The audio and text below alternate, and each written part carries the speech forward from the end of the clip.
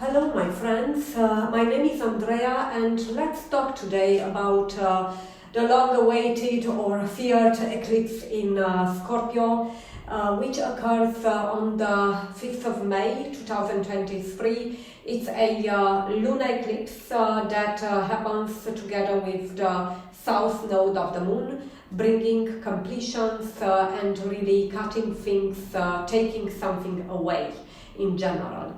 So what do we have on the day of the eclipse? We do have moon in the mid of tropical Scorpio at around 15 degrees, which translates in the sidereal zodiac at 21 degrees of Libra, which is the Yogatara. This is the most important star of the Vishaka Nakshatra, the constellation that has to deal with split.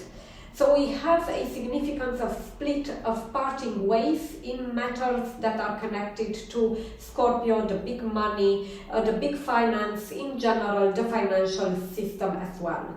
Libra is also the sign of law, as you know, so it's also about regulation, about revisiting some legal aspects of financials, and we can include here funds, big banks and bonds, so basically various financial assets that deal with large sums of money that would be revisited and really sharply, deeply changed in the months to come, because this eclipse will last for roughly 4-6 months from now in terms of its consequence. We do have a mix of positive and negative aspects here, but mainly I want to really emphasize that it's about negative, because we do have the moon in a debilitated sign, which is Scorpio, the minimum sign, which points to fear in the markets, to bad sentiments, negativity, and this can't really be very good for price developments, as we know.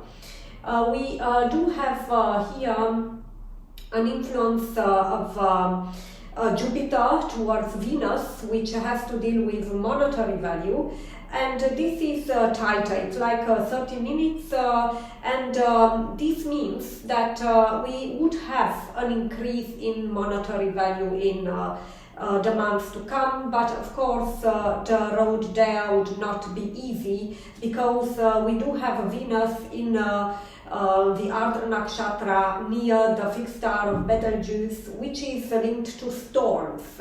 When we have storms, we have winds, headwinds and tailwinds, so all sorts of influences that would really be turbulent for the development of currency in general. Venus has to deal with monetary value and to money in general.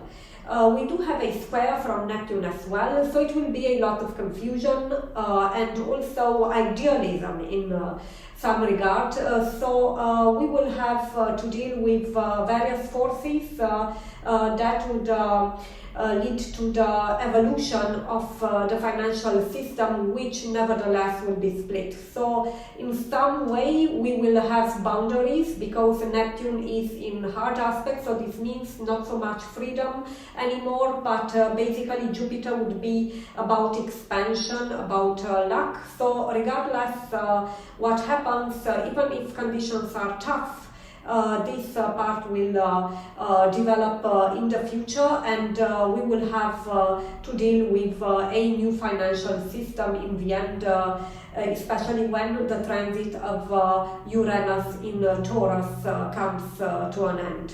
So very interesting times ahead. I would like to say that I see the eclipse as, the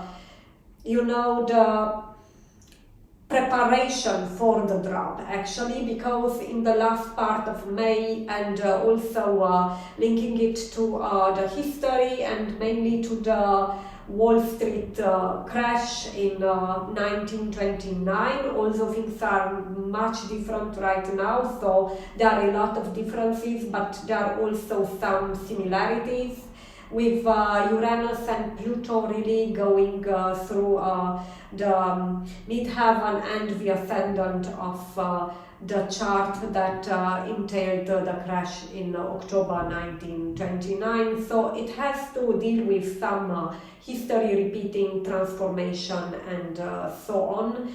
Of course, like mentioned, Pluto and Uranus, they have really long orbs. We do not experience the same type of transit very often, and not even, twice in life in a lot of cases. So we can only learn from the history, and the times are quite changed. But I want to point that it could be wise to stay out of the market in the last part of May or to really buy, because that would be, of course, after the dump, which is pretty difficult to predict. I would say, yes, these dumps are much more difficult to predict than the pumps, unfortunately, but still it will be an opportunity to buy. I see somewhere on, around the 20th of May, and it will be basically between mid-May and the end of May, beginning of June. I looked into various assets and we see tension everywhere on the US indices as well. Reports and dates are available on Patreon already for US indices, so the macro situation, but also for cryptocurrency. If you are interested, you are very welcome to join, and be vigilant. It's a turbulent month, I would say, especially the second part. But also the eclipse always brings surprises, so watch out these times. I wish you good luck and inspiration when trading in May, and all the best. Until next time, be joyful. Thank you.